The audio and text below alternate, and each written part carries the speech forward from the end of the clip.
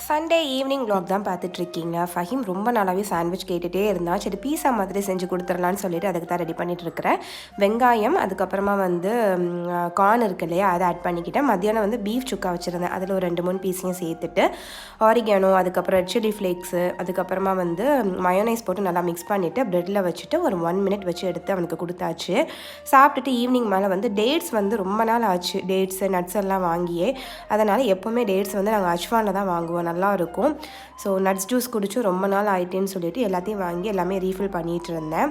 So அன்றைக்கி பார்த்தீங்கன்னா dates, அதுக்கப்புறம் ஃபிக்கு, அதுக்கப்புறம் வால்நட் எல்லாமே வாங்கிட்டு வந்திருந்தேன். இது எல்லாத்தையும் எடுத்து வச்சுட்டு மீஷோவில் வந்து நான் அந்த 6 பீஸ் கப் செட் வந்து ஆர்டர் போட்டிருந்தேன். அதையும் நானும் ஃபஹீமும் பார்த்துட்டு இருந்தோம்.